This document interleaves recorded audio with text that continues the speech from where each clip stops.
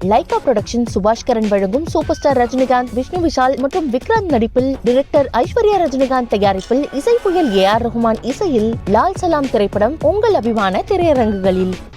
தமிழகத்தில் உள்ள அனைத்து தொகுதிகளிலும் தமிழக வெற்றிக் கழகத்தின் தலைவர் விஜய் நிற்கப் போவதாக எண்ணி நிர்வாகிகள் அனைவரும் உழைக்க வேண்டும் என பொதுச் செயலாளர் புஸ்ஸி ஆனந்த் தெரிவித்துள்ளார்.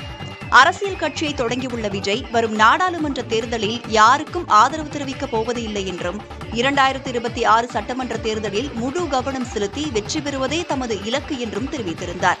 தற்போது ஒப்புக்கொண்டுள்ள திரைப்படத்திற்கு பிறகு முழு நேர அரசியலில் தீவிரம் காட்டப்படுவதாகவும் அவர் கூறியிருந்தார்.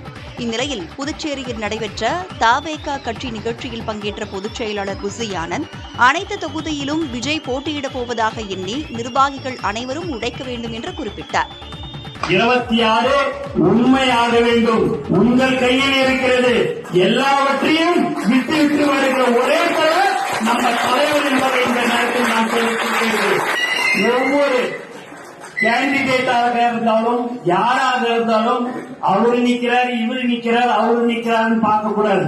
உங்க இடத்துல வந்து நிக்கிறவர் தேர்தலில் யார் என்று சொன்னால் அது தலைவர் என்பதை மட்டும்தான் நீங்கள் மனதில் வைத்துக் கொள்ள வேண்டும்.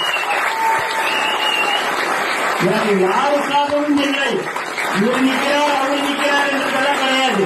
இந்த இடத்துல வந்து நிக்கிறாரு அது தலைவர் நிக்கிறார், அந்த ஊர்ல போய் நிக்கிறாரு அது தலைவர் நிக்கிறார். அப்படிதான் நீங்கள் நினைத்துக் கொண்டு அதற்கு உழைக்க வேண்டும். லைகா புரொடக்ஷன் சுபாஷ்கரன் வழங்கும் சூப்பர் ஸ்டார் ரஜினிகாந்த், விஷ்ணு விஷால் மற்றும் விக்ராந்த் நடிப்பில், டைரக்டர் ஐஸ்வர்யா ரஜினிகாந்த் தயாரிப்பில், இசை புயல் AR ரஹ்மான் இசையில் லால் சலாம் திரைப்படம் உங்கள் அபிமான திரையரங்குகளில்.